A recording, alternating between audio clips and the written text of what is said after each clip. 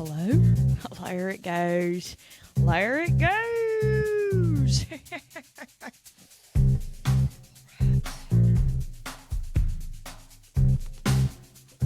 me open up my handy dandy notebook.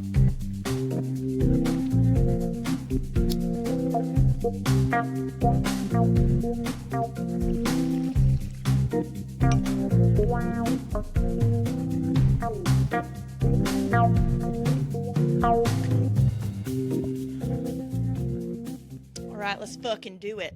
Welcome! What the fuck is up, my little cats and kittens, and welcome to another episode of the OVER Sharra Podcast. I almost forgot my intro again, but don't you worry, I remembered it this time, because I'm your host, Sharra Coley, and I'm going to be doing what I do best, which is oversharing about whatever the fuck I want to, because here on the OVER Sharra Podcast, my podcast, I believe, and we believe, that oversharing is caring.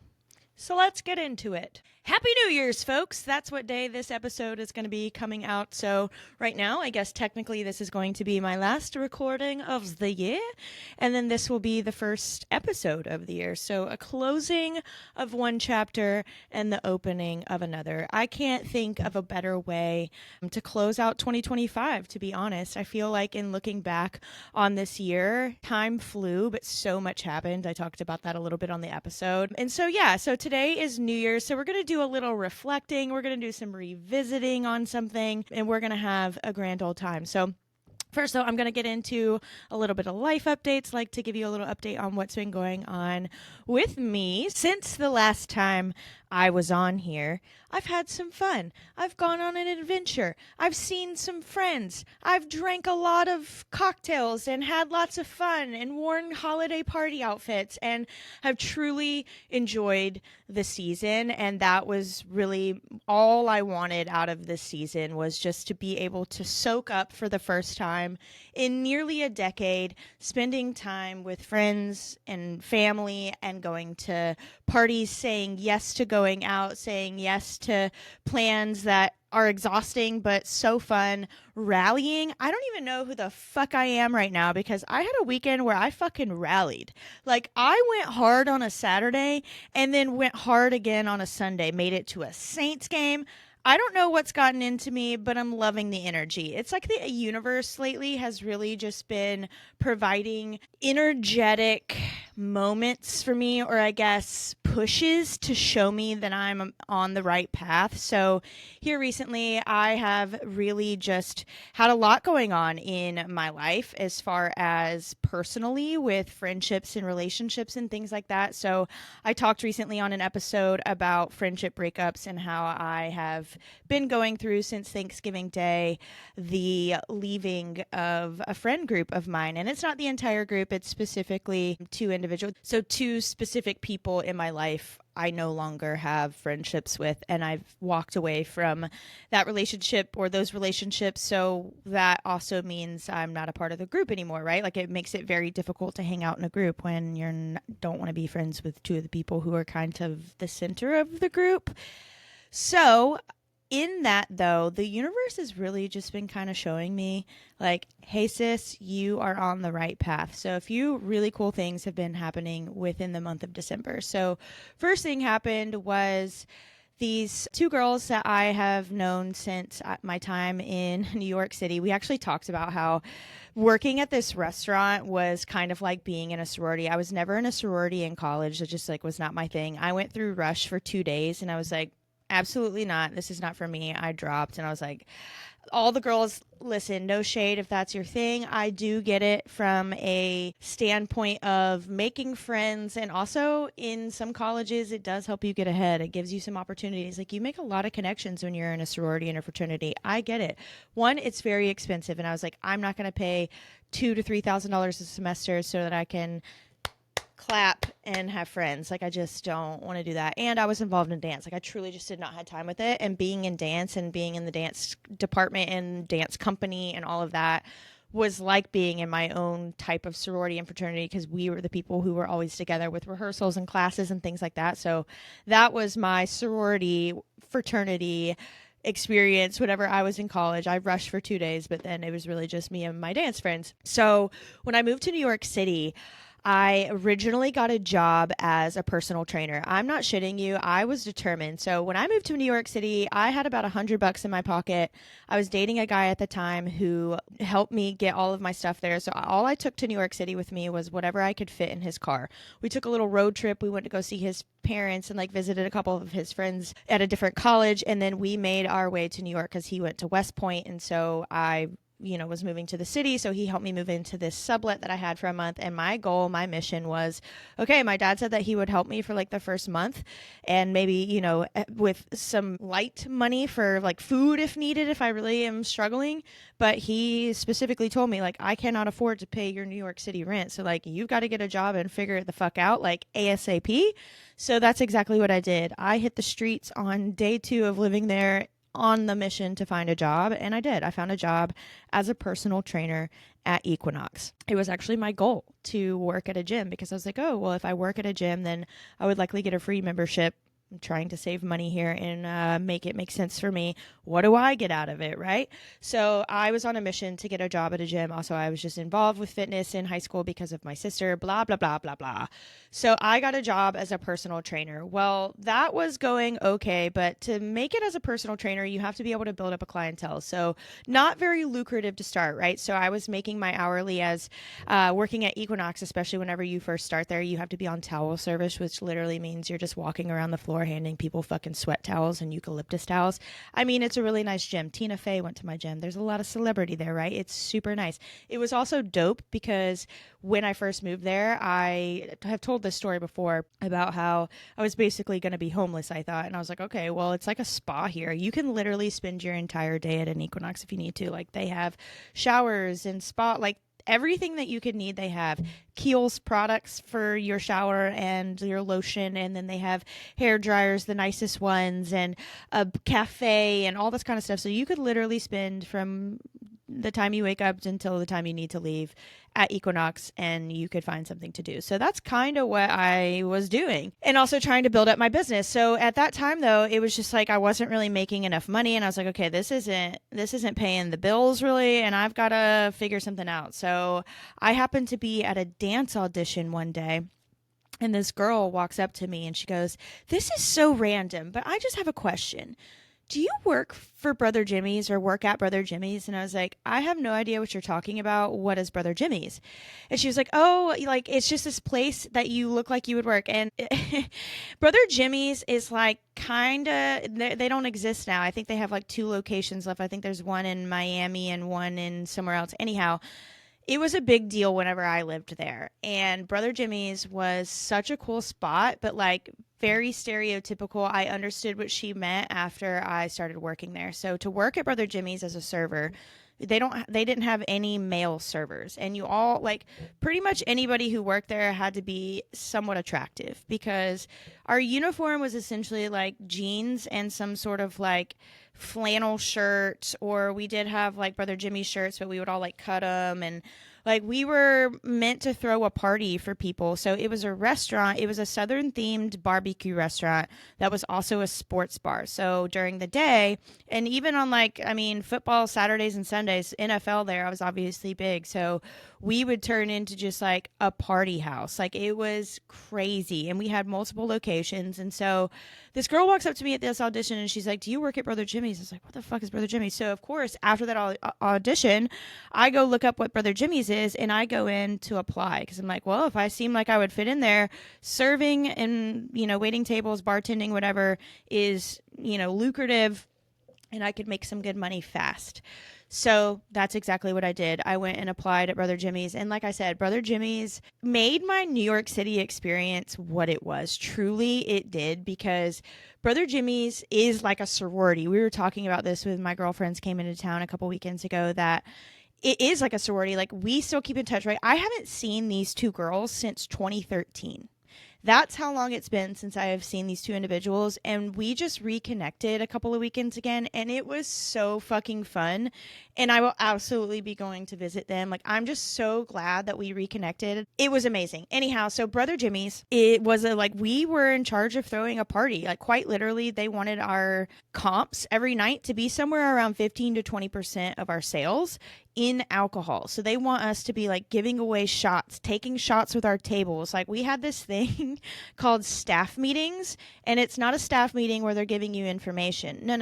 When your manager says, "Hey everyone, we're having a staff meeting right now," it means come to the service bar and we're all going to take a shot of Jameson together.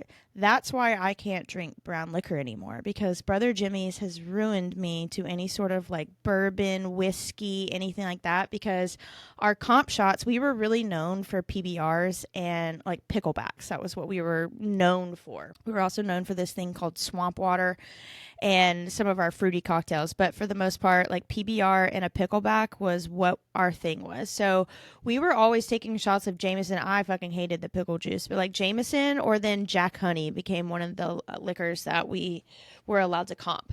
So between those two things, like we would literally get on the bar. It was like Coyote Ugly. Dancing, music's loud. We're fucking pouring Jameson in people's mouths. They're just standing there, mouths wide open.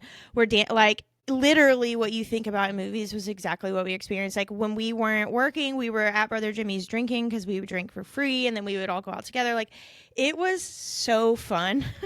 I partied so much with these people in New York City. I mean, they threw me the best going away party. Like it was just such a like that was my crew of friends. Like that was my group of people. And even though a lot of us have moved on and gone about our lives, like it just still is this connection, just like you would have in a sorority or fraternity, where no matter what, no matter how much time has passed, if you were to see one another, you would just reconnect and it'd be great, because we all just had such a tight bond and a great relationship and like looked after one another and just had the best times together. So that's how I met these two girls. Anyhow, where I was going with this is that I got to see them a couple weekends ago, and it was so fucking awesome.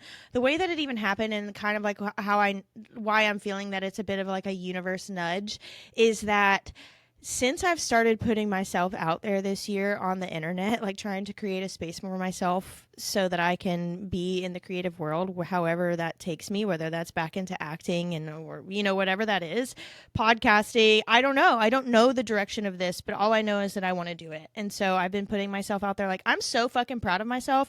I had 0 followers on TikTok at the beginning of this year, and I have over 3,000 now. Like, and that is something to be proud of myself for, because that means I've been showing up. That means when shit wasn't going well and I wasn't, doing the thing, I wasn't listening to the people who were literally in my life not cheering me on. I was listening to the other people on the other side who were cheering me on, into my inner voice, my inner intuition of like, Sharra, just keep pushing forward. Don't worry about it. Don't worry about the likes. Don't worry about the views. Don't worry about the bad comments. Don't worry about any of that stuff.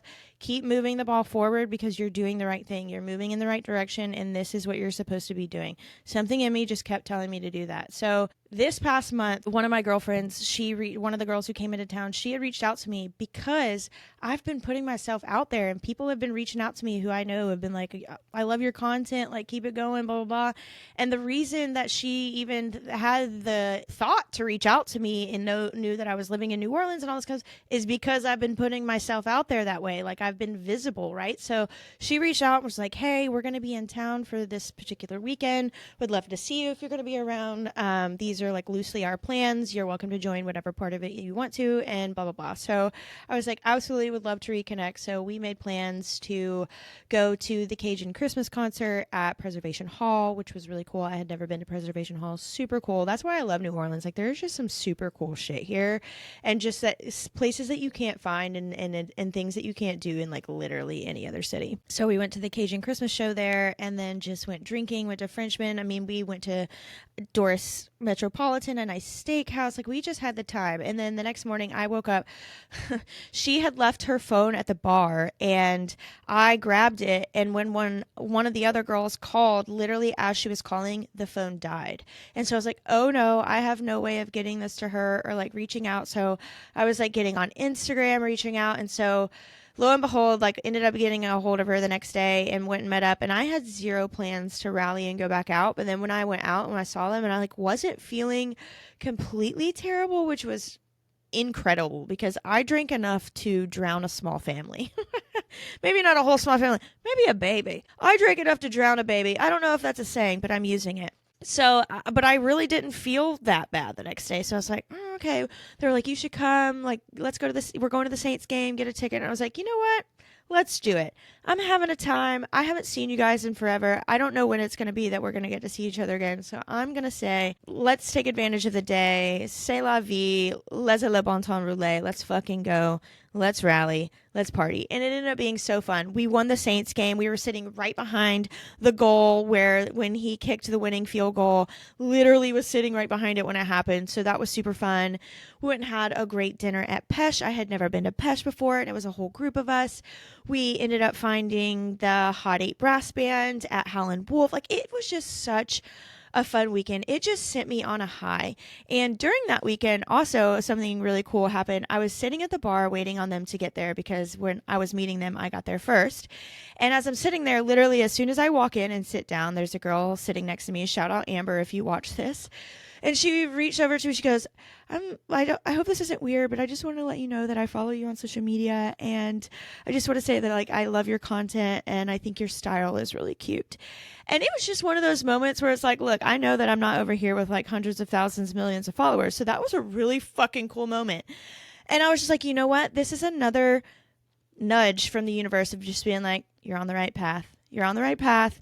Keep moving forward, because breaking up with friends is fucking sad, you know? Like, it's shedding, it's grieving a loss of something that's been in my life for a decade. You know, these are some of my closest friends, and it's just not something that's an easy thing to go through. And so having these little moments, these little sparkles of time where I'm just like, okay, yep, this is right. And then it was like a week and a half after that, maybe, or a week after that, I have an email in my inbox from ABC television station. There was like a creative director reaching out to me asking if they could have the rights, if they could send me a release to have the rights to use one of my videos, potentially, one of my TikTok videos, potentially, on the opinion of the use of top sheets. I literally a top sheet. Like the thing you put on your bed that goes under your comforter.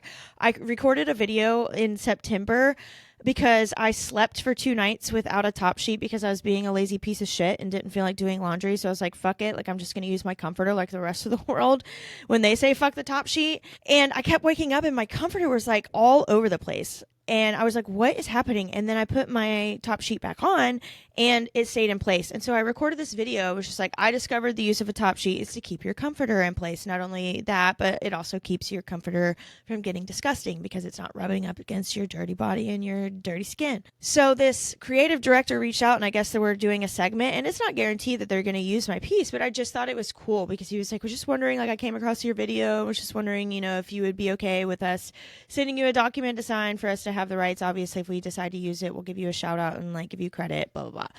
So it's just been like these little moments where I'm just like, okay, thank you, universe, for showing me these things, because sometimes, especially when things aren't moving fast or you start doubting yourself, you're having moments where maybe you're not feeling the best and you can get low on yourself. You can start doubting yourself. And, you know, that's why it's just so important to have people in your corner who say, you know what, hell yeah. And you have those people who reach out and be like, I love your content. It's refreshing. It makes me laugh. Your outfit's cool. Like, whatever that is, like giving people their flowers. It's just so important. And so, yeah, I've just been, having these little moments here recently that have just been super, super cool. So that happened. And then most recently, I got to go home and spend Christmas with my family. So that was fun. I actually drove this time. I took Slimmy Jimmy with me. He's actually got a little cold right now. I got to take him into the vet. I'm very sad. He got a little sniffles and he got boogers coming out of his nose. But he did great. He went on his first little adventure and he was literally the best little car buddy. He just sat there and either laid in my lap or laid on the seat the entire time. It was so easy. I stopped in Tuscaloosa, went to my favorite little taco spot to stop and get some food, stretch our legs for a bit, look at the campus, and get back on the road. And he was just so fucking chill, just sat in my lap and was just a perfect angel. Got to my parents' house, again, perfect angel. My mom was spoiling him like a grandchild. She was making him his own egg in the morning. I mean, he got the royal treatment. What a doll. He's going to be my adventure cat as soon as he gets better. I feel so bad. It's like, I guess this is what it feels like to be a mom when you have a sick kid and you just feel helpless. And you're like, I don't know what to do for you. Like, you can't tell me what you need. And like with a cat, I can't be like, blow. You know, it's like I can tell that he's got like congestion because he was sleeping, and the way that I noticed it was that his little nose was in my ear, and I could just hear that it sounded like he had a stopped up nose. And I was like, oh, no, poor baby. Send good vibes to Slimmy Jimmy. He needs some good healing vibes. He's got a little cold. I actually think he has a little kitty upper respiratory infection. I've read up on it, and apparently it's very common, but neither of my other cats have ever had anything like this. So I'm a bit worried and a bit sad. Okay, so that's my little life update. I've just, been going to holiday parties. New Year's Eve is coming up, and for some reason, and for the first time, I don't have any plans, and I feel kind of okay with that. I do have this really cute top that I ordered a while back in hopes of wearing it on New Year's Eve, but I don't know. Maybe I'll take myself out to like a nice dinner or see if a girlfriend wants to go get some cocktails or something. But New Year's Eve for me just like isn't it. I feel like it's always like such a high expectation and like disappointing night. Like everything's expensive. Everything is packed. This year we're getting a huge cold front. So it's going to be like 30 degrees and probably windy. That doesn't sound great because 30 degrees here in New Orleans is like a wet cold. It is biting on you. So like you're trying to look cute, but you have to wear a parka. Nowhere here has coat check or coat service because it's not the North. They're not used to us bringing coats around. So like you're just carrying around this clunky coat if you go inside somewhere. Like, I just have never really been a huge New Year's Eve person. I'm also not a big New Year's resolution person. I think that you can implement change any time of the year. You don't need to wait for New Year's. You don't need to set all these grandiose goals. I think that it is a great time of year to reflect. So we are going to spend some time doing that today. Yeah, New Year's Eve is just not my thing. So 2025, though, was, a lot of shedding. They called it the year of the snake. And man, boy, was it ever. Like, I shed so much this past year. In looking back, I quit my job. I left relationships that didn't serve me. I ended a relationship, ended a relationship, was like my boyfriend of this year. And that relationship had been in my life for 6.5 years. And I think it just was, it was time for that door to either open all the way or to close. And so closed that door, left those friendships. And, it was a year of like leaving situations and leaving relationships and leaving people that don't align with where I want my life to go and how I want my life to feel.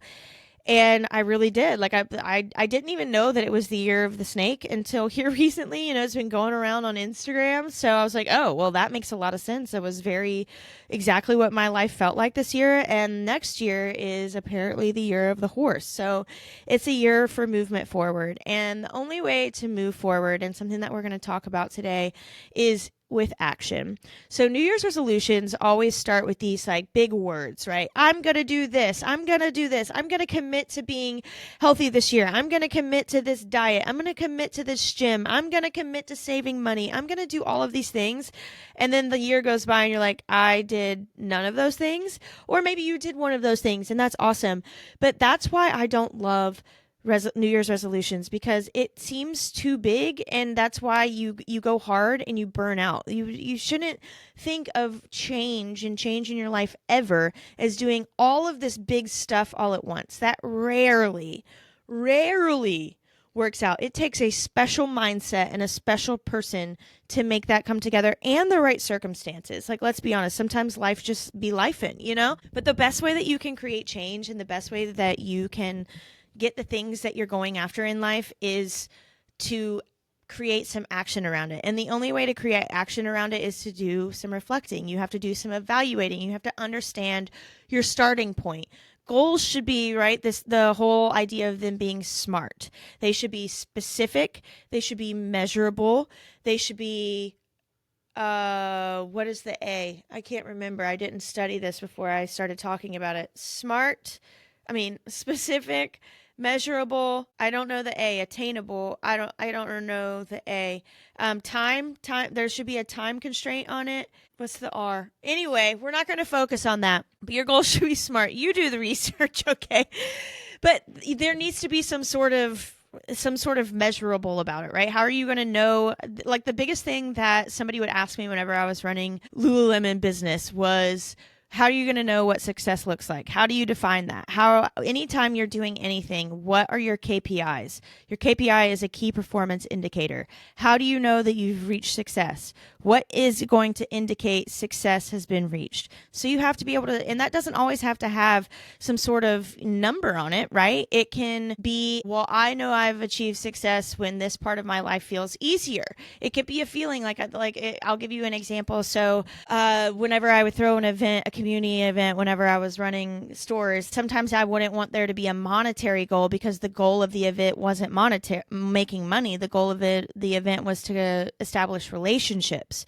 So my KPI, my understanding, my indicator of success was, okay, if I invite 50 people to this event and 30% of the people show, if half of those people, if I collect their information, I can consider that a success. Like, you can make it be something like that, right? It doesn't have to be monetary. It doesn't have to be like measured in numbers and weight. Like, if you have a health goal, you don't have to do it by pounds, because pounds is the worst way to measure your health, by the way. Weight doesn't give you indicators of much. Like, because I probably weigh more than somebody who is less healthy than more unhealthy than I am. And so our BMIs by weight I would be overweight. So like our BMIs could look similar if you were just looking at it by weight. But then if you did a further scan, you would see that I have more skeletal muscle mass. They have more fat mass. Skeletal muscle mass weighs more than fat. So weight doesn't really tell you shit. You don't always need a number, but you do need a time frame, and you need some strategy, and you need some key performance. You need some KPIs. You need to know whether you're on track, off track, and how to get back on track. So I'm going to help you with that today. We're going to revisit something that is something I talked about on a very earlier episode. It's the wheel of life. So I learned about this in a therapy session about 2 years ago, whenever I was going through some hard stuff in life and was kind of feeling stuck, lost, all of the things. And so the easiest way to understand where maybe some of your misalignment in life is coming from, maybe some of where your stress is coming from, or even where you want to prioritize your focus, is by doing this quick and simple exercise. So the wheel of life, and I did actually look this up before, because the last time that I talked about it, I didn't have all of the background on it. So I wanted to have it correct for you. And I even completed the exercise myself. You can look it up if you Google it. It's called the Wheel of Life, and it'll give you just this pie chart. There's 8 pieces to the pie because it divides them evenly across. So the 8 pieces are friends, health, career, love, spirit, family, money, and fun. And the premise of it is that you rate these areas from 1 to 10, 1 being like the worst it could possibly be, very dissatisfied, horrible, awful, no good thing. And 10 would be, I'm completely satisfied, things are great, wouldn't change a thing, love it here. So you rate each one of these categories, these pieces of your wheel, these pieces of your pie, 1 through 10, and then you can also find like PDF versions of this on the internet, and it'll give you this pretty little printout too, so that you have a visual if you don't just want to draw it on a piece of paper like I did right here. For me, I went around and rated how I feel like these things are going in my life, or whether I feel kind of neutral about them. Like for me, the piece of love right now, like I'm neither chasing or avoiding it, right? Like it just, if it happens and it works and that relationship happens for me, great. Like I will give to that what it gives back to me, but I'm not necessarily in a spot in life where I feel called to be like, I'm in the season of love where I'm just like seeking it, but I'm open to it. So that for me, right, it's neither good nor bad, it's neutral. So I rated it a 5 and like wrote next to it neutral, because on the graph it would look like maybe something I would want to pay attention to, but for me I'm just kind of like meh, like just not a priority for me right now. For me, what I want to focus on from this pie is some of my finances. Over the last couple of years, I've spent a lot of money doing some fun shit, and it's been great, but then there's these other things in my life and I'm like, okay, well, I also I'm going to need these things, and this makes me feel secure in life. When I have a nice cushion of savings, when I'm able to just kind of do the things I want and not have to worry, and the world be expensive right now. So I've just been paying attention to it because I've been dipping into that a little bit so that I could, do some of these other fun things. Like I took 6 months essentially off of work about a year and a half ago whenever I got sick, and I traveled a shit ton. So I was like, you know what? My philosophy on money to some degree is it's like water. It comes and it goes. You're going to have seasons of abundance and you're going to have seasons of scarcity. And it's important to plan for those seasons of scarcity. And it's been really important for me, I think, because growing up, money was such an unstable thing in our life. Like, I always knew about my family's money struggles. We got evicted out of one of our houses. Money was just always such an issue. I've always been hyper aware of it. So as an adult, and I've even expressed here before, I've admitted before that I got myself into some money struggles whenever I was in my early 20s and filed bankruptcy, like went through all of that. So money to me or just stability within finances is important to me so that I don't feel stress, because money stresses me out, because money has always felt like it's a scarcity. And so in adopting this other mindset of the universe will provide, I just have to have more of an abundance mindset, and also understand that money, just like everything else, love, relationships, happiness, sadness, all of it, it comes in waves, it comes in seasons. It's never, stagnant like this. Sometimes you're going to have a spike and have a lot, and sometimes life's going to hit and you're going to be like, cool, I had to replace all of my tires this year. I had to get my AC replaced. I had to do all, like, the car shit, all of just the life be life in sometimes. So you're going to have those times where you're like, okay, now it's time for me. I'm starting to get to a place where I'm not going to feel comfortable, and it's going to start adding stress to my life where I can actually control this. So in doing that, though, in doing this wheel, in doing this exercise, the next step after you put down on paper and you can identify the areas, one, don't try and tackle, if you have multiple areas that are like below a 5 or 5 and below, where they need attention, you can't tackle them all at once. You need to pick one thing at a time, just like any other kind of habit that you're trying to create. If you try to do everything overnight, you're going to crash and burn. You're going to burn out too fast. It's just like exercise. Whenever I'm coaching people, I'm like, if you come out of the gate too hot, you're going to crash and burn. And that person who started out slow and steady is going to have enough energy in the tank to come fucking crashing down on you in those last 5 minutes, those last 2 minutes of that game, of that workout, of whatever it is, because you came out hot and heavy and they went slow and steady and they won that race. It's cliche, I know, but it's fucking true. So when you're evaluating this kind of stuff, pick the one that it has the most impact and that you can address first. All right. The one that's going to impact all of the other things the most too, right? Because everything on that pie is going to feel different for everyone. So like money for me, if I'm not feeling secure and stable in that bracket, that piece of my pie, my wheel of life, it affects all of my other relationships, right? I start bringing that into, oh, well, now I can't hang out with friends because I can't go out to eat. Or if I do go out to eat and have this weekend and spend this money, then I'm stressed. And then, I'm not in a good mood. It's affecting how I'm acting at work. Like, it trickles. When you have these things in your life that you're not giving attention to and you're just going on in the background, you're not a victim to these things. You're just not taking action. And you have to put yourself in the driver's seat and start taking action if you actually want to create real change that feels sustainable in your life. Thank you for coming to my TED Talk. So that is just a really good exercise that I will suggest over and over again. You don't have to wait until the new year to do this, but it is a great time to do it, to just have an evaluation, to have a starting point at the beginning of the year. Revisit this maybe every quarter. I talk in business terms. Maybe you visit this every 3 months. Maybe you visit every 6 months. Your goals are going to, again, have different time frames of which you're looking to achieve them and how fast you can achieve them. So the R in SMART is realistic.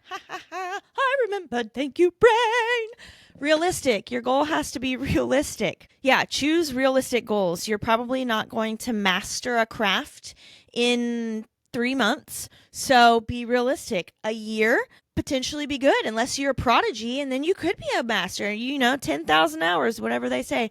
But you can start making steps towards doing those things. So like for me, I sat down and I went through, it's actually on the next page, there was a couple of things that I put down. I went through and I mapped out all of my release dates for podcast and content creation stuff for this, so that I can look at that. So again, that's a strategy that I'm starting. It's like, well, I'm going to feel lost and in the dark if I don't put a strategy to it. Listen, business 101, I'm really good at running business, and I can tell you strategy is where it's at, and being able to shift when things don't go as planned. The world, the universe, and life is going to always throw you an obstacle. It's how you maneuver around it. It's like playing sports, right? Football analogy right here. Like, you're going to have the defensive lineman coming at you. You're going to have these people who are trying to tackle you whenever you're the quarterback.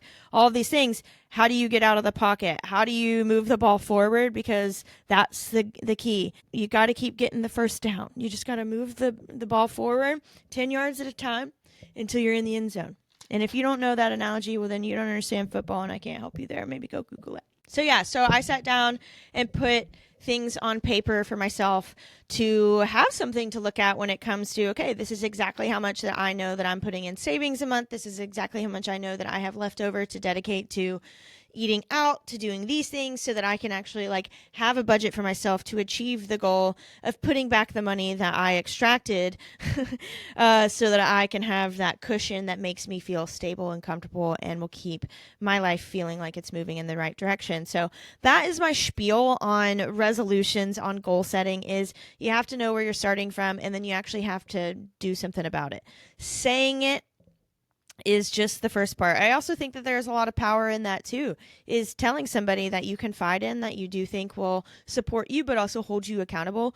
You don't necessarily need to be loud about all of your goals. Not everybody is going to support you in them. So I think that having some discernment and having some discretion of who you share some of your goals with is important, but sharing them is also important. Sharing them with somebody who you know is going to build you up when you're not feeling great, when things aren't going right, when you feel like you made a misstep, when you feel like you're failing, but they're also going to hold you accountable to be like, you fucking are doing this. Like, get your head out of your ass and just keep fucking going, okay? Don't worry about that shit. It's a little blip in the road, and just keep fucking moving.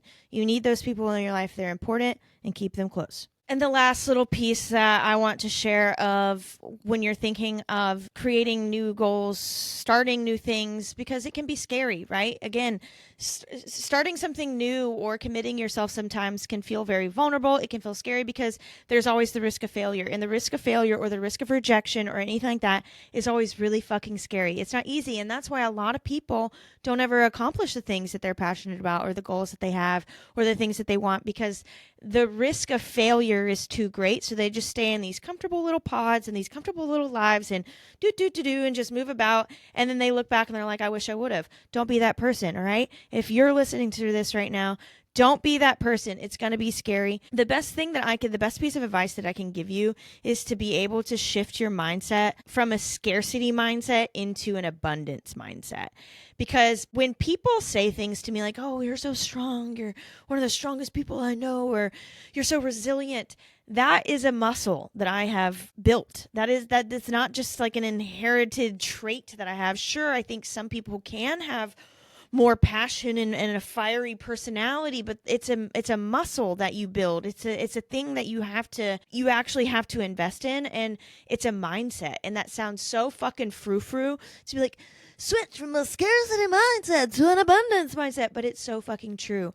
Because when you're in a scarcity mindset, let's even just go back to like my thing that I was just talking about when it comes to finances and money, and how financial instability causes me stress when it's not aligned, right? Because of my growing up, because of that's ingrained in me to have a fight or flight response when it comes to financial things. I have a huge problem spending large lumps of money at a time because of how I grew up and my attachment, my understanding, my long-term scarcity mindset when it comes to money. But the moment that you can shift into an abundance mindset of like, I don't know how, but I know that if I just keep focusing on it will come, and I have all I need right now. And it's really hard. It's easy for me to say that, I know, while I'm sitting in this comfortable chair in my warm apartment, which actually it wasn't warm last night. My fucking heat went out and I had to call the people to come fix my heat for the 7th time. Anyhow, it's pretty easy for me to say have an abundant mindset, not a scarcity mindset, when I'm sitting here in my warm house, in my comfortable apartment, with the privilege that I have, with a full belly, I understand that. I do understand that. I've also been on the other side of that where we didn't know if we were going to be able to keep the power on. Like I haven't had it as hard as some other people in my life, but I've definitely been in those moments where it hasn't been this comfortable and it hasn't been this cozy and warm and easy. The way that I was able to get to where I'm at, because again, like I said, I filed for bankruptcy. I was in a shit ton of debt. Like, don't think that I haven't had these obstacles to overcome. And yes, I've had privilege. I've talked about it before on an episode of having family who can help you whenever you get yourself into that kind of trouble, like I did, and helping me with that kind of stuff. There are some people who don't have that, but something I want to point out in some of my favorite content that I see online and some of my favorite moments that I've seen is when you see these videos of these people who have literally nothing. Like, they're like, bro, I got $5 to my name and I don't even have gas. And then he comes out, he's like, hey man, I put $2 on that pump for you. That's all I got. I had to put 3 in mine and I put 2 in yours. It's like the people who have fucking nothing, or like the people who are like, man, like, he doesn't have a coat, like, here, have my coat, I got another one at home. Like, it's those people who have nothing. Like, that's the abundance mindset. That's, even though I don't have a lot, I'm still gonna give because I trust that it's gonna come back to me. Like, I do believe in karmic energy like that, and I do believe that when you're able to shift your mindset from, I don't have enough for me, so how can I possibly give to somebody else? That's a scarcity mindset. It's like when money is feeling tight for me, I'm tempted to like clench my pearls, right? And hold on to my money and be like, no, it's all for me. But the moment that I feel called to be like, you know what? Like, let me go get you some lunch, man. Or like, like doing something nice, going and, donating somewhere, like giving, to the pantry. Like, there's just these moments where it's like you have the opportunity to shift into being like, I don't necessarily feel like I have all of what I want, but I have enough, and if I can give what I have, a little bit of what I have, it's going to come back to me. And that's kind of what you have to shift into, like, even when it doesn't come to money, when it comes to other things, when it comes to love, when it comes to kindness, when it comes to just how you see your life. Is like, it's this cliche and this a bit of a frou-frou thing, but I do believe that when you're able to shift your mindset into more of an abundance instead of a scarcity mindset of feeling like, well, I don't know when the next thing is going to come, so let me hold on to this one thing instead of sharing it. Like, this even goes back to, I'm not a religious person, but I get heated sometimes when I'm around religious people. And we went to church whenever I was home, and it just felt so fucking fake, man, because it's like, if you gave a shit at all about the people in the world, in the community, in your own community, you wouldn't be having this expensive service right now with fucking fog machines and light shows and all this crazy shit. You would be opening your doors to feed people. Like, it's like that woman on TikTok who called all those churches and asked if they could just give her 1 can of baby formula for her baby that hadn't eaten in 2 days. Like, it was a social experiment. It wasn't true. But all those churches said no, except for like the mosques and a couple of like old black churches or like old country churches, like all of the big churches. Like, no. What do you mean no? Like, what do you mean no? It is literally your job as a church to provide for your community. Like, that's what you're there for. That's what you take money for. Meanwhile, the pastor's driving off in a fucking G-Wagon. Like, it just is so fucking fake. And that's where it's just like, religion, true religion and spirituality is about kindness, being kind and loving people and giving and sharing and treating people with respect and dignity. And so, like, the world that we're living in now, like, it's just, and it's sad because, like, it's sometimes even here in New Orleans, I have to turn a bit of a blind eye, right? Because there's so much homelessness. I can't possibly give every single homeless person I see every single time I see them every single day money or this or buy them lunch. Like, I can't alone do it. I can do it sometimes, but it's just like, it shouldn't even exist, man. With the amount of money that the fucking city takes in taxes, they're not fucking fixing our shit. They're not providing for the homeless. And like, these churches have their doors closed while it's freezing outside and people are fucking freezing and going hungry outside. Meanwhile, they're at home in bed sleeping soundly and the church is pumping heat or AC to keep it comfortable inside while these people are starving and homeless on the street. Like, make it make sense. I can go off on a tangent about this, but yeah, that's just what it's about, man. It's about being able to switch your mindset from like, well, the world isn't good to me, so why should I be good back? Or, I don't have enough, so why should I give to them? It's like everybody who was all up in a tizzy about SNAP benefits. Well, I shouldn't, I don't have enough for me. If we all just gave, we'd all have enough for everyone, and if we didn't have all these crooked politicians and corporations, making money, and again, churches manipulating you to tithing so that they can profit and become rich, well, we'd probably have a lot more to go around and life would probably be a lot better. So that's all I'm going to say for that. So here's to a new year, everyone, and I really hope that you are going to have a great start to the holiday. I hope that the world starts on a good note. We'll see. Again, it's December 28th when I'm recording this, so this will be out on the 1st. But yeah, I hope that everybody had a great New Year's Eve, has a wonderful New Year. I wish you nothing but love, happiness, and joy in 2026, the year of the horse. I hope that the horse moves your life forward in ways that blow your mind and better than you could have ever imagined. That's what I'm hoping for my life. I have some fun things coming up immediately as the new year starts that I'm getting involved in that I'm super excited about. So maybe I'll share that with you soon. But for now, I'm keeping it a little on the DL. Like I said, discernment is important. But super excited. As always, though, y'all, thanks for joining me. Don't forget to please like and subscribe if you enjoyed this and want to hear more of it. Also, please leave me a comment. Tell me what you thought about the episode. Let me know what you would like me to talk about. If there's any questions, topics, anything like that you would like me to cover in the future. If you don't want to comment and want to slide into my DMs, you can find me on social media, on Instagram and on TikTok at Sharra Coley. That's SHARRACOLEY. You can find me there. My next episode will be, I have the release dates. So I will tell you next time you're going to see me on your screen or in your ears. It's going to be January 15th. So until then, wish you nothing but love and happiness, y'all. Happy New Year and meow. Okay, bye.